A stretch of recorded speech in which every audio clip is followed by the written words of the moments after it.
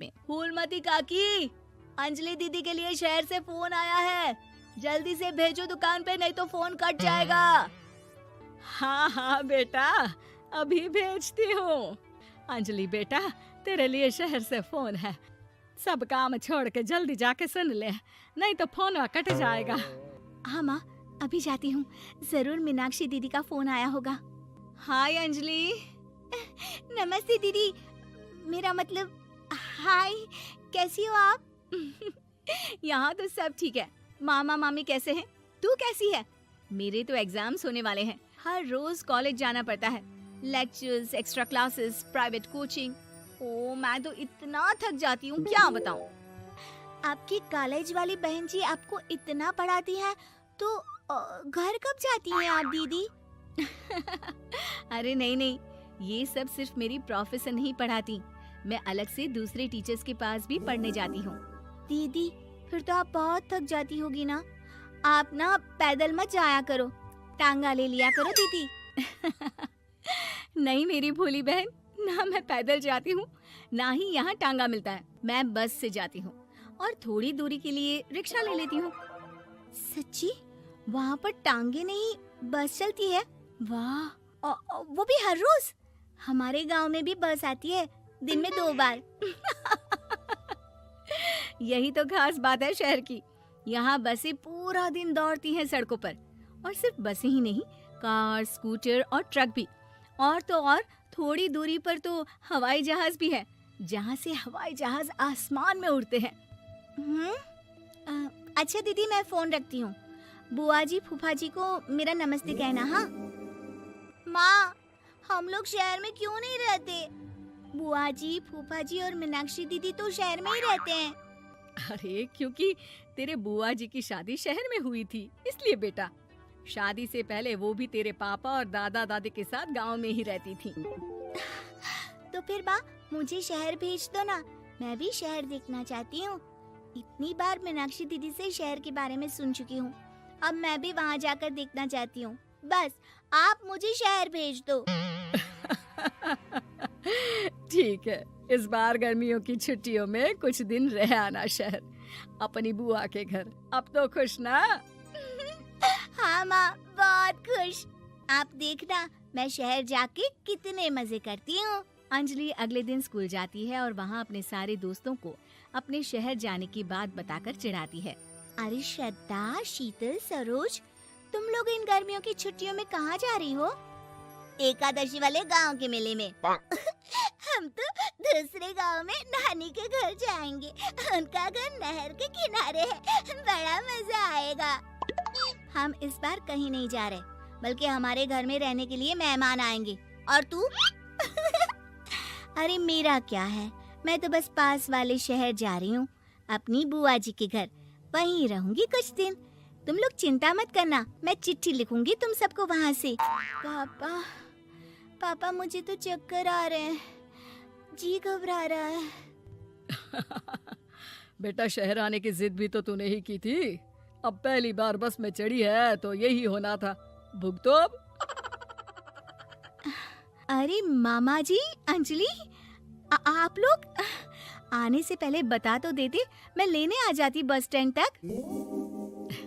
आओ आओ भैया, आओ बेटी अंजलि। माँ बुआ जी कैसे हैं वहाँ, और भाभी कैसी हैं?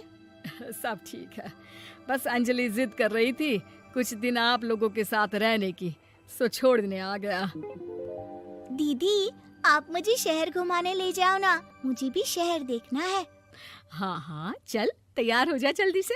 अंजलि तैयार होने जाती है और कुछ देर बाद जब बाहर आती है तो अरे ये क्या कर दिया तूने, मार्केट तक ही तो जाना है, इतनी डार्क रेड लिपस्टिक, इतने बड़े बड़े झुमके और चूड़ियां और चेहरे पर इतना सारा पाउडर।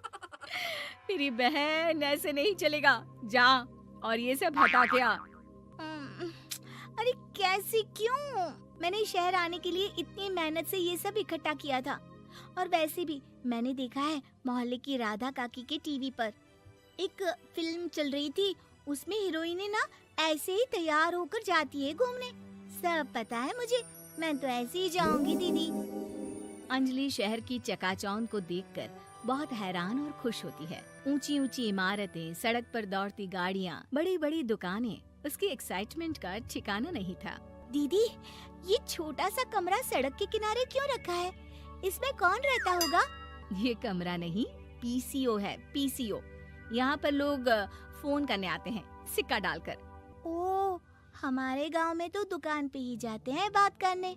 अच्छा चल, तुझे रेस्टोरेंट में खाना खिलाने ले चलती हूँ। Excuse me, 2 plate noodles please and 2 Cola. Meenakshi को ऑर्डर प्लेस करते हुए अंजलि बहुत ध्यान से देखती है और थोड़ी ही देर में ऑर्डर लेकर वेटर आ जाता है और खाना टेबल पर रख देता है। अरे, ये लंबी लंबी सेवइयाँ खाते कैसे हैं दीदी? और इसके साथ कोई अचार, प्याज, मूली कुछ भी नहीं दिया, बस ये छोटा सा पेट खुजाने वाला दे दिया है। गांव में तो छोटे छोटे चावल ही होते हैं जो कि हाथ से ही खा लेती हूँ। अब इसे कैसे खाऊं दीदी? एक्सक्यूज मी, एक चम्मच प्लीज, और लिटिल प्याज और अचार और मूली और एक गिलास मट्ठा, वो बाद में। हाँ। अब ये सब सुनकर आसपास बैठे लोगों को हंसी आ जाती है। मीनाक्षी भी अपनी हंसी किसी तरह रोकने की कोशिश करती है और वेटर मुस्कुराता हुआ वहाँ से चला जाता है। अंजलि समझ नहीं पाती कि सब किस बात पर हंस रहे थे, लेकिन वो छिप जाती है। दीदी, मुझे लगता है कि मुझे इन सेवइयों को ऐसे ही खा लेना चाहिए, इसी पेट खुजाने वाले कांटे के साथ। एक काम कर, तू मुझे खाते देख, जैसे मैं खाऊं तो भी वैसे ही खा ले।